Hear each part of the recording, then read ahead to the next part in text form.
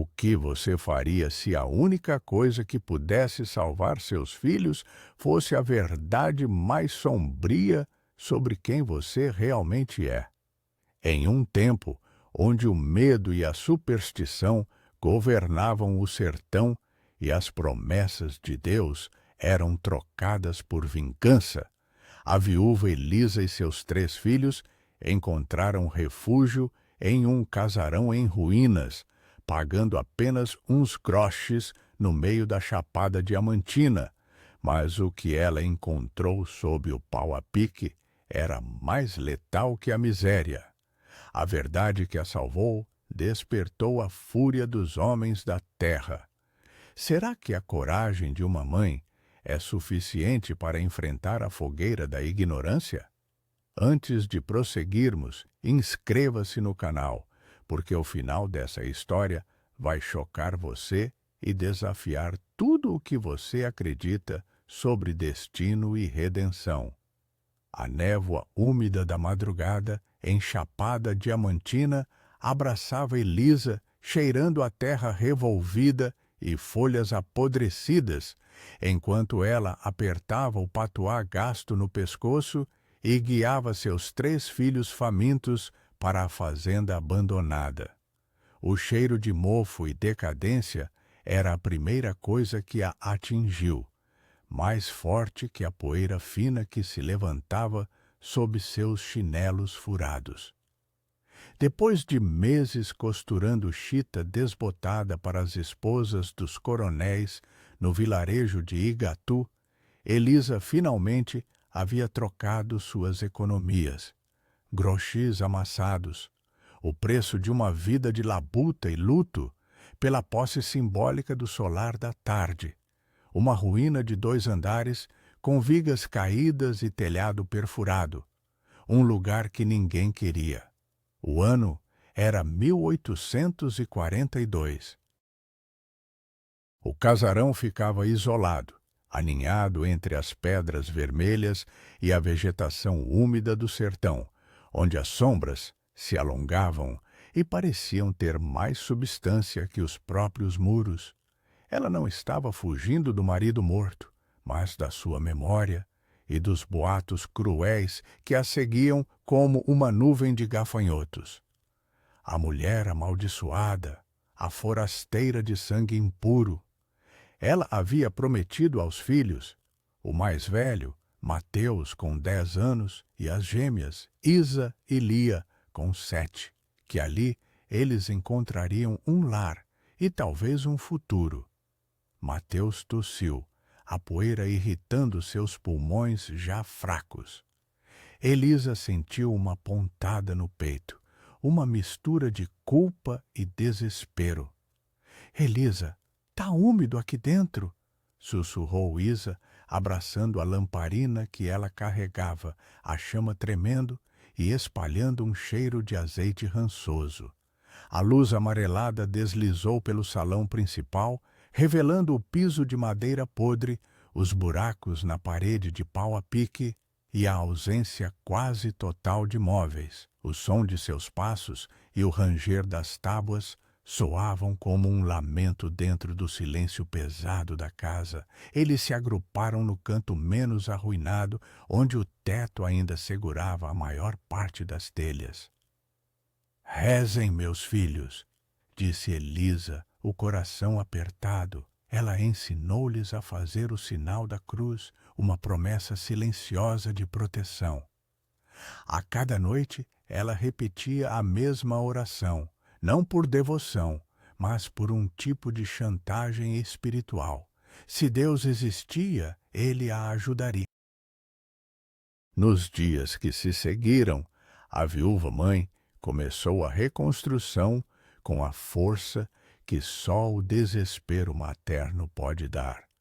Ela costurava até a noite e, de dia, usava a madeira seca e mofada caída das vigas para consertar os buracos maiores.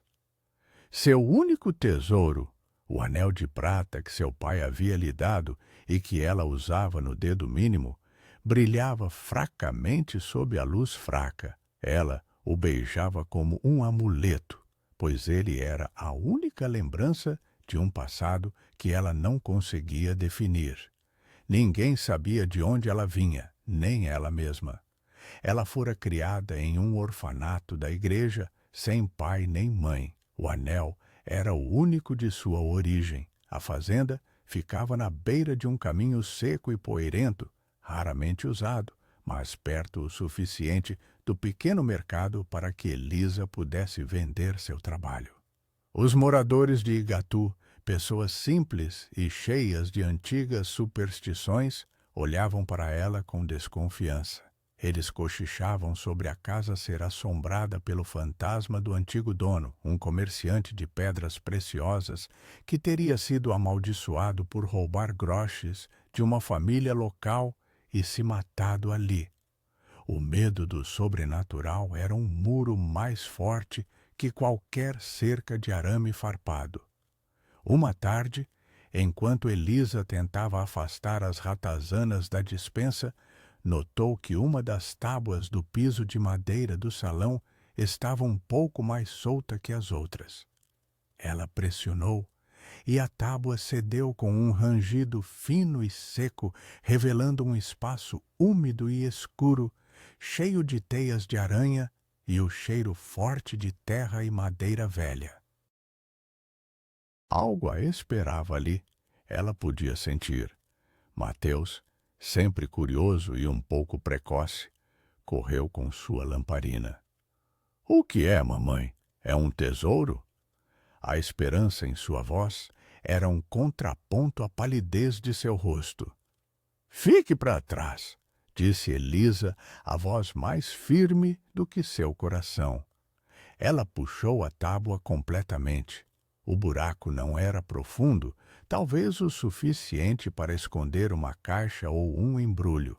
No fundo, envolto em um pano de seda fina, mofada e desbotada, havia uma pasta de couro. Quando ela puxou o tecido úmido, sentiu a textura do papel velho. Não era ouro, não era joia, era um segredo. Lá dentro, sob a luz fraca da lamparina, havia um maço de documentos amarelados e bem conservados, escritos em letra cursiva elegante e um brasão quase irreconhecível de uma família nobre. Eram papéis oficiais, certidão de nascimento de sua mãe, cartas e um diário. A letra era a de sua mãe, falando de sua fuga do Rio de Janeiro por causa de um escândalo com o coronel mais temido do Império, um homem conhecido por sua crueldade e sede de vingança. O nome de sua mãe era Isabel de Almeida. Mas o que fez o coração de Elisa parar não foi o nome, nem o medo do coronel. Foi a última página do diário, onde sua mãe escreveu: Eu escondi o anel no orfanato, o anel de prata da minha família, para que um dia ela me encontre. Se algo acontecer, os papéis no casarão dos Macedo dirão a verdade. Elisa não é minha filha. Ela é a filha de Coronel Antônio com a escrava libertada que ele amou e tentou proteger. A viúva-mãe não era uma filha ilegítima. Ela era a filha de um homem poderoso com uma ex-escrava. Uma mestiça que vivia sob uma mentira. A verdade explodiu em sua mente. O anel em seu dedo e os documentos eram as peças de um quebra-cabeça cruel. Seu verdadeiro pai não era seu pai e sua mãe não era sua mãe. Essa revelação não a destruiu. Pelo contrário, a transformou. Naquele momento de desespero e revelação, a viúva percebeu que aqueles documentos que provavam seu sangue mestiço e a protegiam da fúria do coronel Antônio, o verdadeiro pai de sua mãe, o homem que tentou vingar o roubo de sua riqueza, eram a chave para a salvação. O coronel que a perseguia não era o pai de sua mãe, mas um coronel rival. Uma carta cifrada anexada à certidão revelava uma fortuna escondida, um fundo fiduciário criado por seu verdadeiro pai para ela e seus descendentes, caso ela se provasse viva. Mas o mais importante, havia um mapa tosco, desenhado à mão. O mapa leva a um cofre antigo, enterrado sob a velha capela de pedra, não muito longe dali, um lugar que os moradores de Igatu evitavam por medo de fantasmas. O cofre continha as joias de Isabel de Almeida, crochês suficientes para iniciar uma nova vida. O medo deu lugar à esperança. Elisa sentiu um frio na barriga. A vingança do passado, que ela pensava ser contra sua mãe, era, na verdade, uma proteção deixada pelo seu verdadeiro pai, contra a fúria dos homens da terra que a viam como uma invasora. Abracei a verdade, mesmo que fosse suja e cheirasse a mofo e morte. Seus filhos a olharam com olhos arregalados, sem entender a profundidade daquele segredo que a havia tornado mortal. O mapa estava escrito em uma tinta que parecia sangue seco, e ela notou um símbolo estranho no canto, um pequeno girassol, o mesmo que estava gravado no anel de prata que ela usava. Era um que ligava os documentos, o anel e a fortuna, mas enquanto ela guardava os papéis de volta na pasta de couro, ouviu um som lá fora, distinto do vento e do ranger da madeira. Era um som de cascos. Alguém estava cavalgando no caminho poeirento. Seus olhos se arregalaram. Era muito tarde para visitantes, e a única coisa que chegava àquela hora da noite era problema. Ela apagou a lamparina e se encolheu, o coração martelando contra as costelas. Eles não podiam ser encontrados ali. Seus filhos a olharam, esperando por uma resposta. A viúva sabia que acabara de desenterrar a salvação, mas o preço a pagar pela verdade era ter desperto a própria terra, e o que ela ouviu lá fora era o som dos fantasmas do sertão vindo buscá-la. O silêncio era uma armadilha, e a cada batida do coração, o som dos cascos se tornava mais próximo, vindo da poeira da estrada. O cheiro de suor e medo era mais forte que o mofo da casa.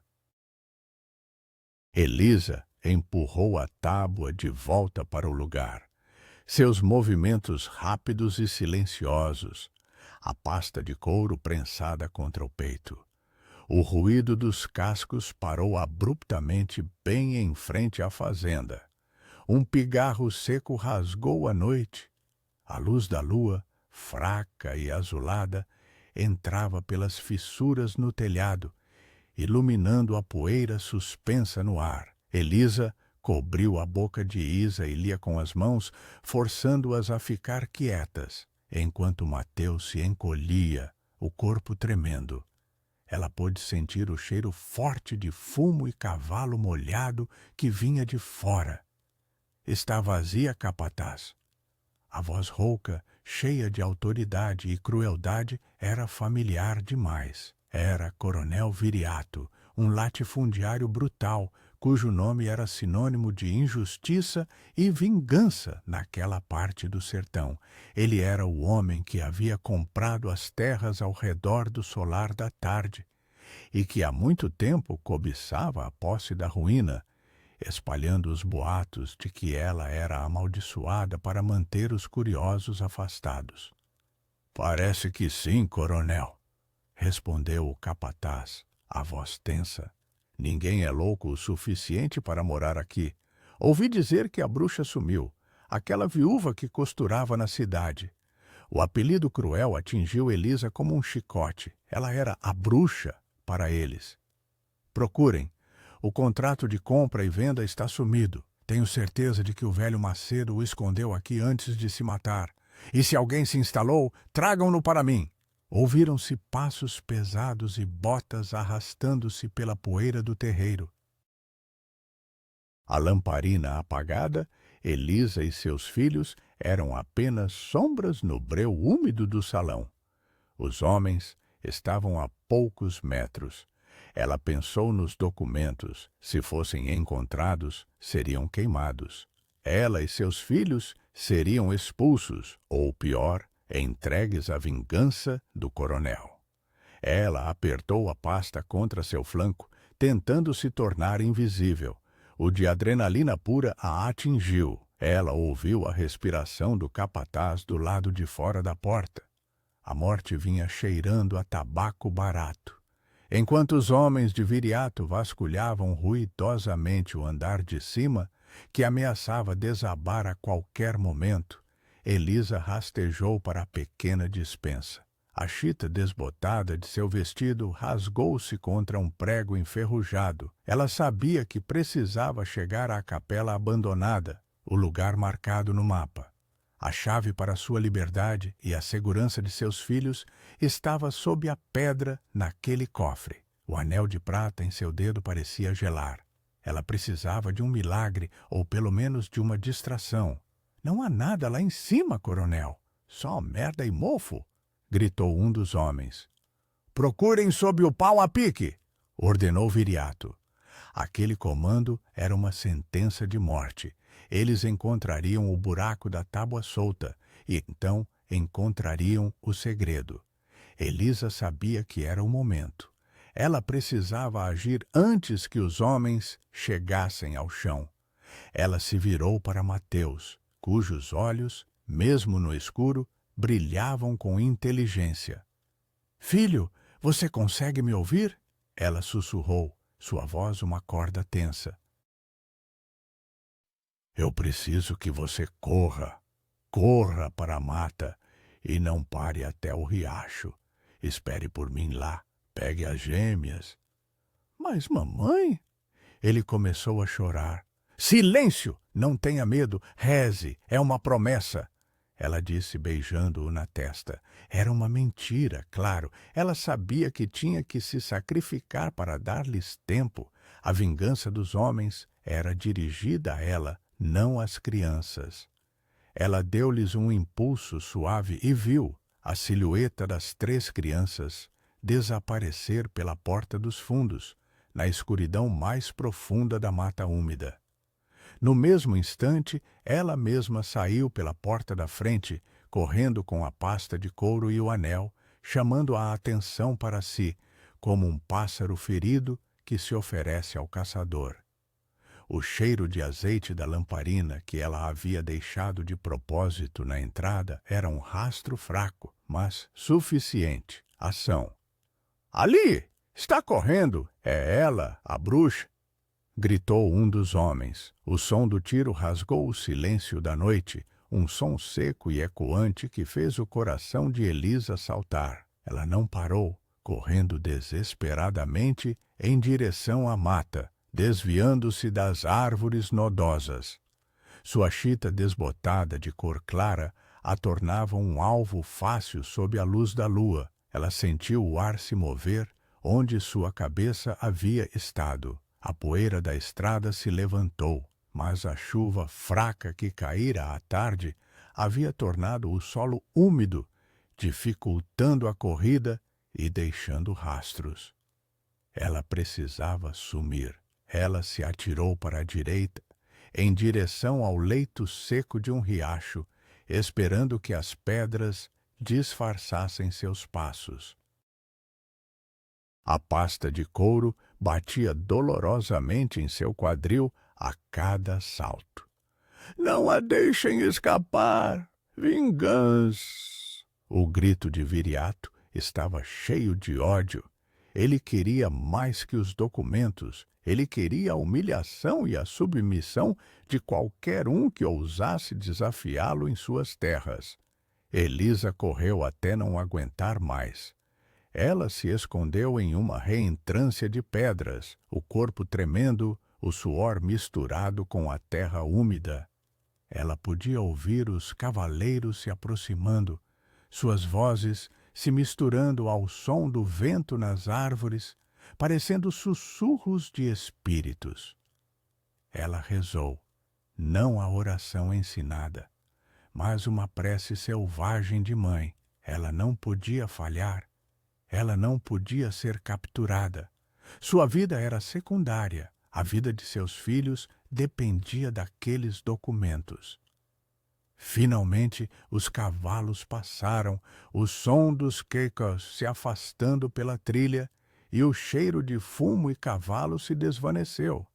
Ela esperou 10 minutos, que pareceram horas, a mão agarrada ao anel. Ela sabia que era temporário. Eles voltariam. Com o coração ainda acelerado, ela saiu do esconderijo. A geada da noite havia começado a cobrir a terra com um brilho prateado. Ela tinha que encontrar as crianças e, em seguida, a capela. Ela se espremeu pela mata úmida, seguindo o som fraco do riacho. Mateus, Isa, Lia! Ela sussurrou, a voz quase inaudível. Ela encontrou-os sob a sombra de um genipapo, abraçados, tremendo de frio e medo. Mamãe! Isa correu e se agarrou às suas pernas. A gente achou que você tinha. Mateus não conseguiu terminar a frase. Estou bem? Agora vamos. Não podemos ficar aqui. O perigo está perto. Ela os levou para o riacho, forçando-os a andar sobre as pedras para não deixar rastro. A água fria penetrou em suas roupas. Ela precisava de um lugar seguro para se abrigar. Ela se lembrou do mapa. A capela abandonada ficava no alto de uma pequena colina, no meio do que os moradores chamavam de Vale dos Perdidos. Diziam que os mortos antigos da fazenda estavam enterrados lá e que seus espíritos guardavam um tesouro ou um grande segredo. Elisa precisava daquele tesouro para comprar uma nova vida, uma vida longe da vingança e da injustiça do coronel Viriato. Eles subiram a colina, o frio da noite aumentando a cada passo, o corpo de Elisa canso e dolorido. O vento soprava, fazendo barulhos estranhos nas ruínas da capela. Não era um milagre, mas uma necessidade. Ela abraçou Mateus, sentindo o calor fraco de seu corpo. No alto da colina, a capela era uma sombra escura e ameaçadora, com paredes feitas de pedra bruta e uma cruz torta. O cheiro de terra seca e pedra fria era forte.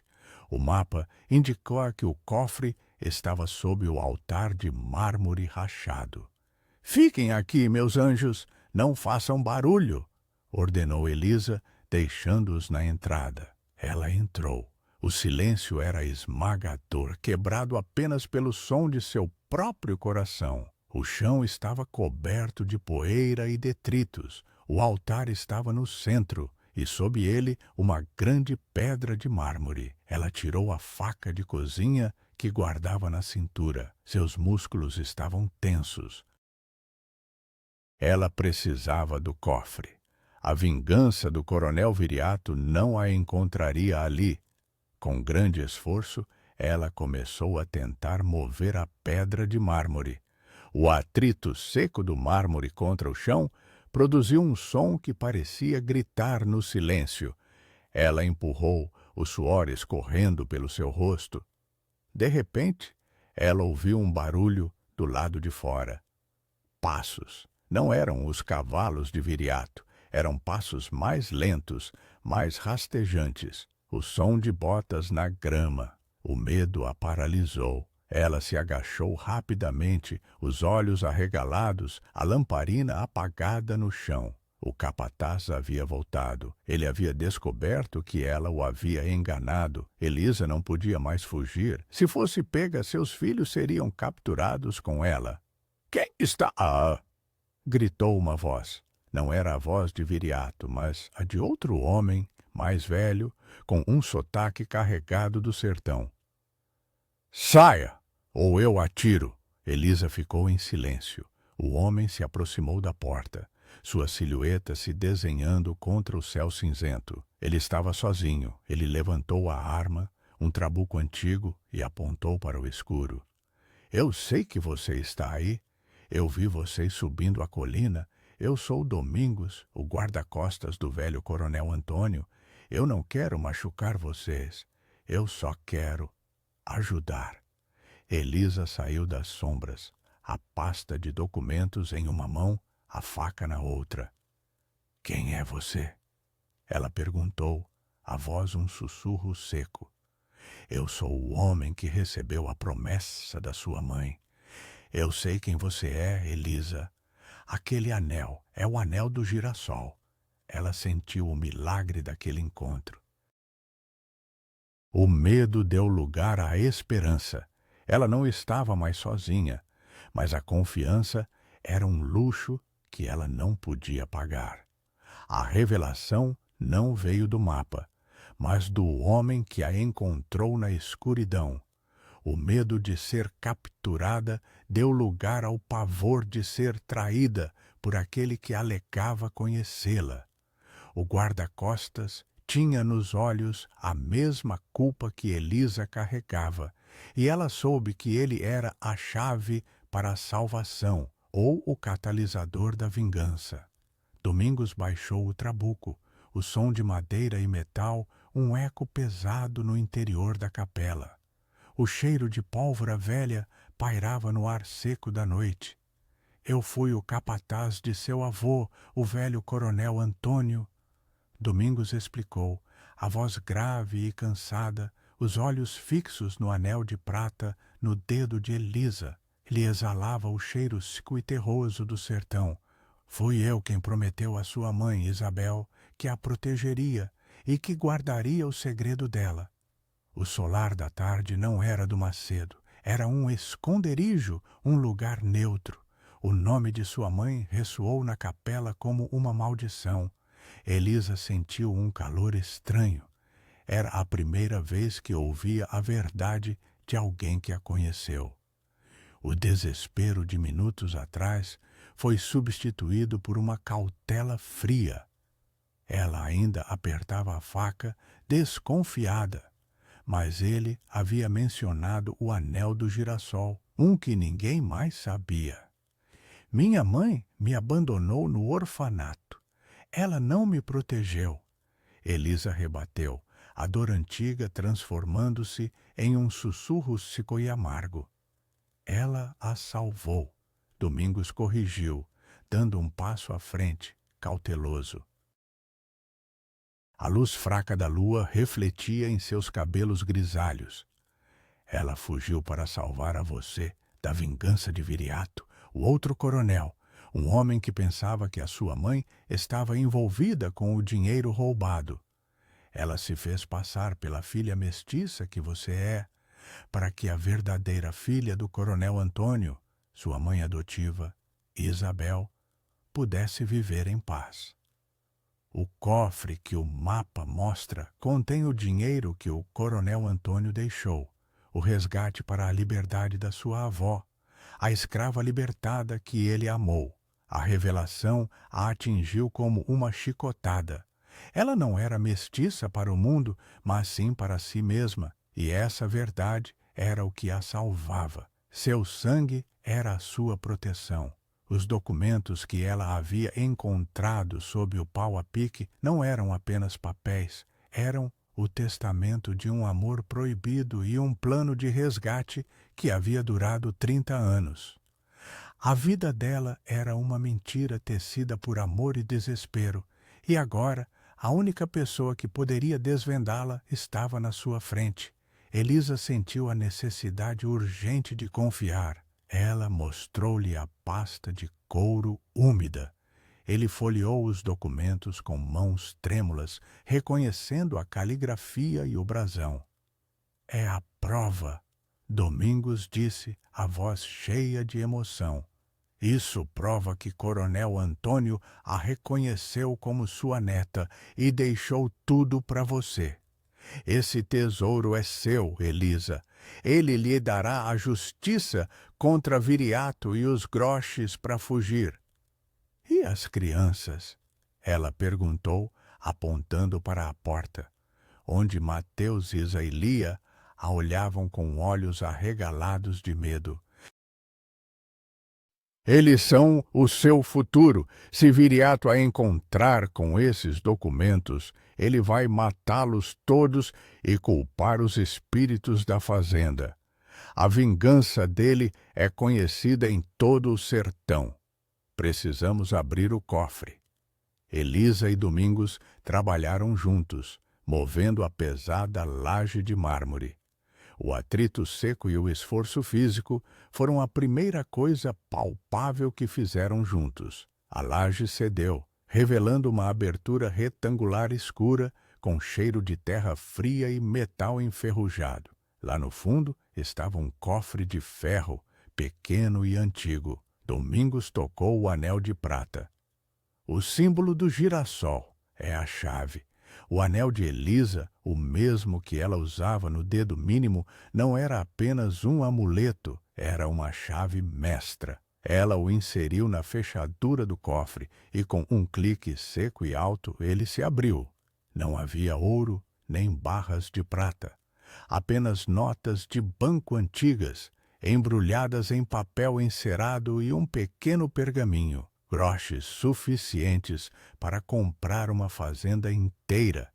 Mas mais importante que o dinheiro era o pergaminho. O pergaminho era uma carta de libertação e propriedade, assinada pelo próprio imperador, que reconhecia Elisa como a legítima herdeira, protegida pela coroa, de uma porção de terras no Piauí, bem longe da Chapada Diamantina. Era um milagre burocrático, uma justiça vinda de cima. Agora podemos ir, disse Domingos, guardando os documentos e o dinheiro. Não, Elisa disse, com uma determinação fria. Ela sentiu a adrenalina da vingança. Viriato e os outros coronéis nos perseguem porque nos querem em desespero. Se fugirmos, eles farão uma nova promessa de vingança. Se usarmos esses papéis, eles saberão que não somos mais a bruxa e a forasteira. Somos a lei. Ela havia mudado de arquétipo em uma noite, deixando de ser a viúva-mãe para se tornar a herdeira legítima, mas isso custou seu medo. Enquanto eles saíam da capela, o sol começava a nascer, pintando o sertão de tons vermelhos e amarelos, dissipando a névoa úmida, mas o horizonte revelou uma cena que congelou o sangue de Elisa. O vilarejo de Igatu estava mobilizado. Dezenas de camponeses, rostos cheios de ódio e medo, armados com foices e tochas, subiam a colina. Eles não estavam liderados por Viriato, mas por Padre Bento, o pároco local, conhecido por sua oratória inflamada contra a superstição e, ironicamente, por ser o maior supersticioso. Lá estão eles, gritou um dos homens, a bruxa e seus filhos. O fantasma do solar da tarde os protege. A vingança que ela temia agora tinha a face da fé cega e do ódio coletivo. Os moradores de Igatu não a perseguiam pelo dinheiro, mas porque a viam como a causa das pragas, da seca e da geada que havia arruinado suas colheitas no ano anterior. Elisa não era mais a forasteira, ela era o demônio em pessoa, a personificação da superstição que os assombrava. Ação. O som seco do trabuco de Domingos atingiu o chão, alertando os camponeses. Parem, ou atiramos! Gritou Domingos, erguendo a arma. Os camponeses não pararam. Eles estavam cegos pelo ódio. Eles viram a mulher, os filhos e o anel de prata. O anel, o mesmo anel de redenção, era também o símbolo da má sorte para eles. que haviam visto um desenho tosco dele na porta de solar da tarde. Ela roubou a justiça de Deus. Peguem a bruxa!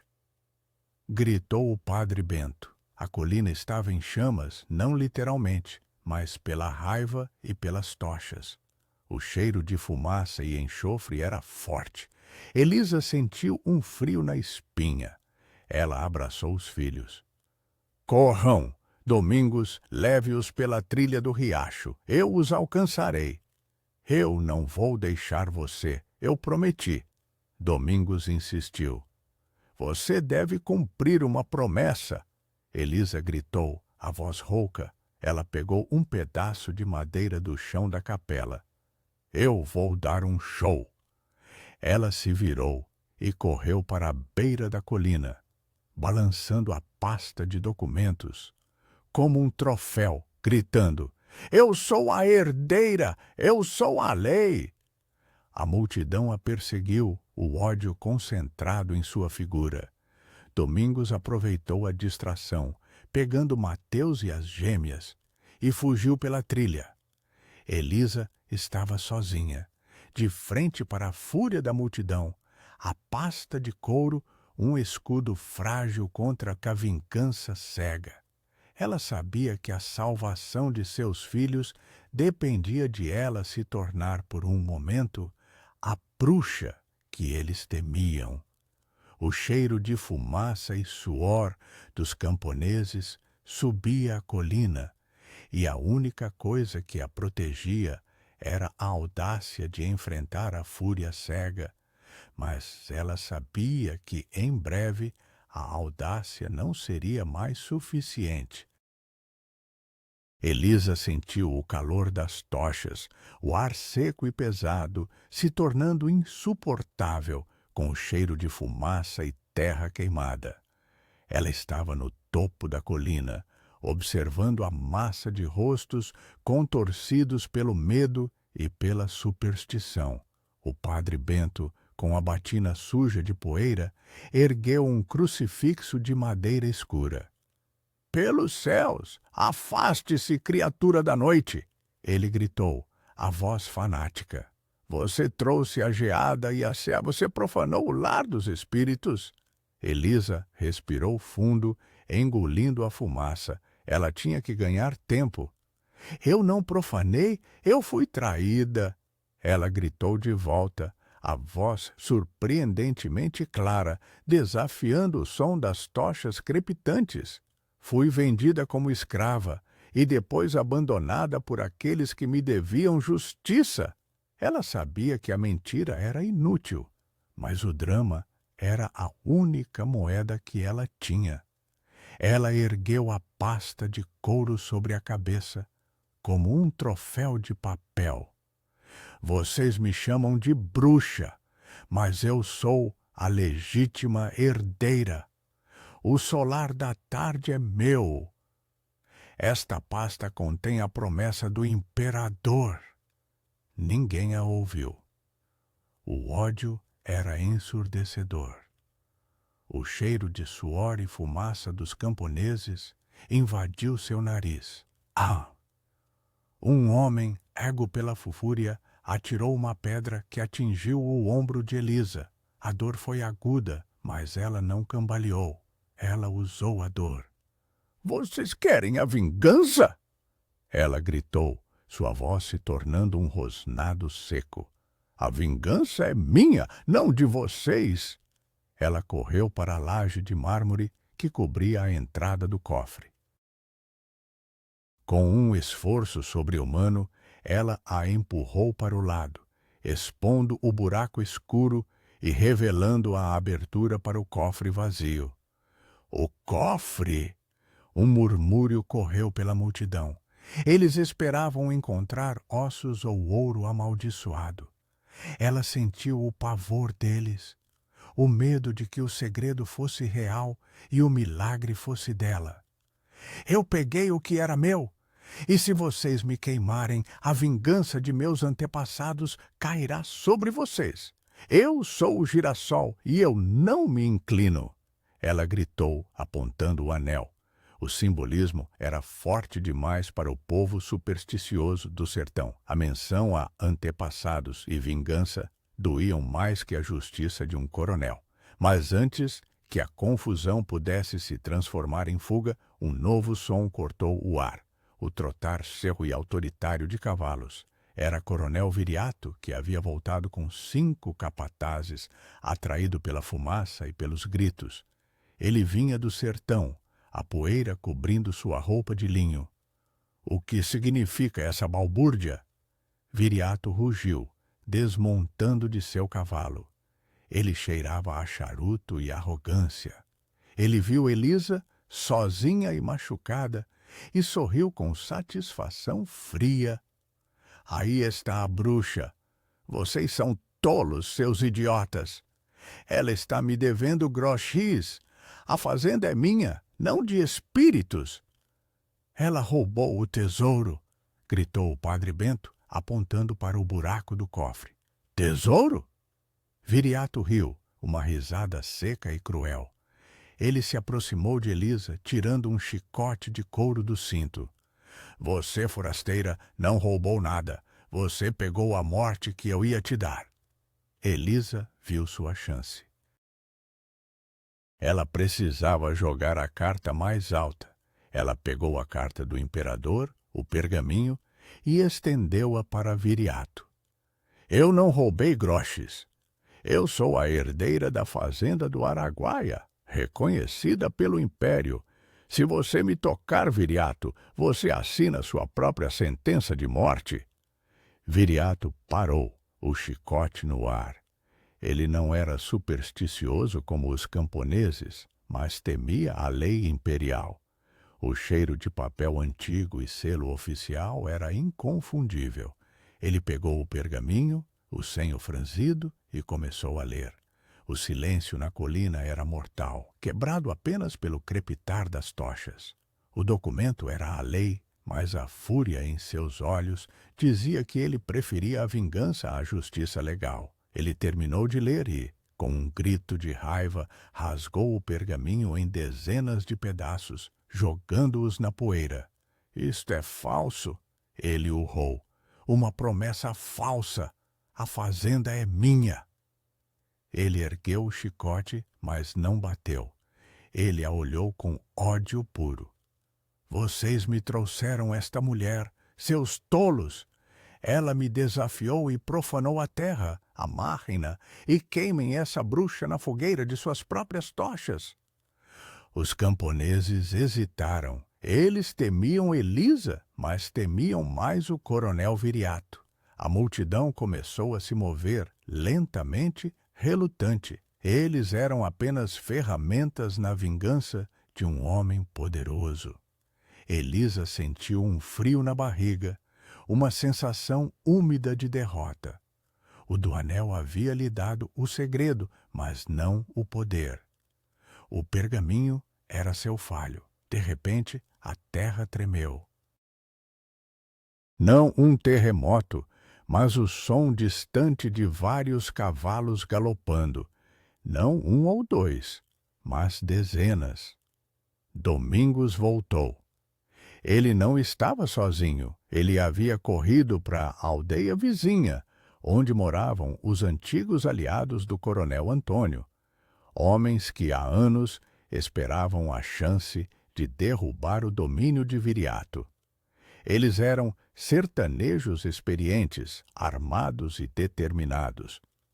Mateus estava com eles, abraçado a um dos homens. "Parem!" gritou Domingos, apontando uma espingarda. "Em nome do Império, em nome da lei, esta mulher está sob a minha proteção." Viriato ficou pálido. Ele estava em menor número e o capataz de Domingos era conhecido por sua mira. O medo dele era palpável. "Você se aliou a uma bruxa, Domingos!" Viriato gritou. "Eu me aliei à justiça!" Domingos respondeu, a voz cheia de convicção. "O coronel Antônio a reconheceu. O segredo está desvendado." O confronto final estava se preparando.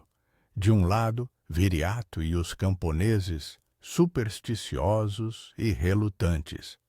Do outro, Domingos e seus aliados, a viúva-mãe e a verdade do passado.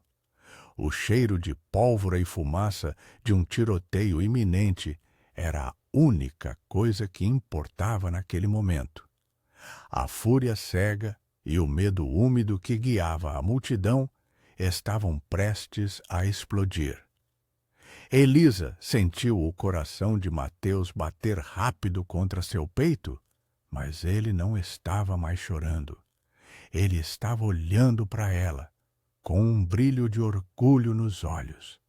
A redenção veio com a vingança, não com a lei. O fogo da multidão se extinguiu, mas o coronel Viriato ainda tinha um último truque na manga, um sussurro de maldade que ela não esperava. O confronto havia parado o tempo, mas a vingança não estava completa. Ela ainda sentia os olhos vazios do coronel Viriato, a fitando, e sabia que ele faria uma promessa terrível. O impasse se solidificou no topo da colina. O ar estava frio, mas carregado de hostilidade, com o cheiro de fumaça das tochas e a poeira levantada pelos cavalos. Coronel Viriato, percebendo a desvantagem numérica, tentou recuperar a autoridade com uma postura teatral. Ele sorriu, um gesto mais ameaçador que qualquer grito, e ignorou Domingos. Seus olhos fixaram-se em Elisa, que segurava Mateus e as gêmeas firmemente. "Você tem a promessa do imperador, mulher?" Viriato perguntou, sua voz agora baixa, um sussurro seco que só ela podia ouvir. "Talvez, mas você tem o sangue. Eu sei quem é a sua avó." E as palavras dele eram lâminas, atingindo-a com uma verdade que os documentos não podiam apagar. Elisa estremeceu. O desespero voltou, não pelo medo da morte, mas pelo medo da revelação. O coronel Viriato não estava mais interessado em Gros-Ris ou terras. Ele estava atrás da vingança pessoal e da humilhação. "Ela era Tamar, a escrava liberta do coronel Antônio!" Viriato gritou para a multidão, sua voz se elevando novamente. "Ela fugiu com o meu dinheiro e o seduziu com feitiçaria. A filha dela, sua mãe, fugiu com o segredo e o amaldiçoou." A multidão cambaleou, o ódio substituído por um pavor úmido e profundo. Para eles, a escravidão era uma mancha e a feitiçaria uma realidade. O padre Bento começou a rezar alto, abençoando o chão, e os camponeses começaram a recuar, o medo dos espíritos e de Tamar superando o medo do coronel Viriato. Elisa sentiu um calor no rosto. O de sua origem, que lhe havia dado o milagre da herança, agora se tornava o catalisador para a fogueira. O anel do girassol, um símbolo de afeto, era o símbolo da maldição. "Eu não sou minha avó!" Elisa gritou, a voz rouca, quase um lamento. "O sangue fala mais alto. Forasteira!" Viriato sorriu, apontando para o anel. "Aquele anel não é só um tesouro, é o objeto de sua promessa de vingança contra todos nós que exploramos a terra de seus ancestrais. Queimem-na!" Viriato deu um passo à frente, mas Domingos foi mais rápido. Ação! O capataz sacou o trabuco. O som foi seco, forte, ensurdecedor. O tiro não atingiu Viriato, mas seu cavalo, que empinou, relinchando em agonia, com o cheiro de sangue e medo enchendo o ar. "Recuem, coronel!" Domingos gritou, a fumaça úmida do trabuco pairando sobre sua cabeça. "Você não pode matar o sangue do coronel Antônio sem ser derrubado por todos os seus aliados." Viriato tentou manter a postura, mas a perda de seu cavalo e a chegada inesperada dos sertanejos de Domingos o haviam desarmado. Ele não podia arriscar um tiroteio contra homens que estavam dispostos a morrer pelo segredo da herança. Ele se virou para Elisa, seu rosto contorcido de ódio. Isto não acaba aqui. Eu vou esperar por você, Elisa. A justiça desta terra é lenta, mas é certa. Eu farei uma promessa. Ele cuspiu no chão e correu para o cavalo mais próximo, montando-o e fugindo com seus capatazes, deixando os camponeses sozinhos. A multidão, agora sem líder e com medo da vingança dos sertanejos, começou a se dispersar em silêncio, deixando para trás o cheiro de fumaça e o pavor que haviam trazido. O sol já estava no alto, e o topo da colina, outrora um palco de ódio, estava em silêncio, coberto apenas de poeira e restos de tochas. Elisa desabou, as lágrimas se misturando com a poeira em seu rosto. Ela havia vencido o confronto, mas não a vingança. A verdade de sua origem havia a salvou da fogueira, mas a havia condenado ao isolamento social. Ela era a herdeira, mas ainda era a mestiça, a neta da escrava liberta. Eles se foram, Elisa, Domingos disse, a voz suave.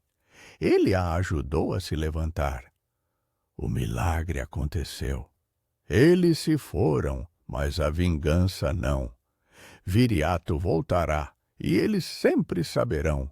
Ela sussurrou, acariciando o anel do girassol. O final. Domingos lhe entregou a pasta, que ele havia recuperado da poeira. Dentro, os documentos rasgados por Viriato. O pergaminho estava em dezenas de pedaços. O que vamos fazer agora? Mateus perguntou, a inocência de seus olhos contrastando com o trauma da noite. Nós vamos embora, Elisa respondeu. Vamos usar o dinheiro para comprar a terra no Piauí, a terra que meu avô deixou. Vamos ter a nossa fazenda e nunca mais olharemos para trás. Eles se prepararam para a jornada. Antes de partir, Elisa parou na capela. Ela pegou os pedaços do pergaminho rasgado, os beijou e os colocou cuidadosamente de volta no cofre, cobrindo-o com a laje de mármore. Que este segredo permaneça aqui, ela rezou. Esta é a única justiça que podemos ter. Ela tirou o anel do girassol e o colocou sobre o mármore. O anel que a havia ligado à sua origem e à sua herança, mas que também a tinha marcado como a bruxa. Era o final. Ela o deixava para trás, como um amuleto para aqueles que viriam depois, para que soubessem que a vingança não vale o preço da vida. Domingos observava, em silêncio, seu ato de redenção. Ele havia cumprido sua promessa. No dia seguinte, sob o sol forte e seco do sertão, Elisa e seus filhos, acompanhados de Domingos e os sertanejos, deixaram a Chapada Diamantina. O solar da tarde, a ruína que os havia acolhido e quase os havia matado, ficou para trás, um fantasma silencioso no meio da poeira. Elisa olhou para trás uma última vez. A vingança de Viriato era apenas um presságio, mas agora ela não era mais a viúva mãe fugitiva, ela era a herdeira que havia escolhido a redenção em vez do ódio. O caminho à frente era incerto, mas a única coisa que importava era que ela não tinha mais o anel. E a promessa quebrada do coronel Viriato a seguiria até o fim de seus dias, como uma geada que nunca passaria. A partida era um ato de coragem, mas o medo da vingança era um fardo que ela carregava mais pesado que qualquer groche.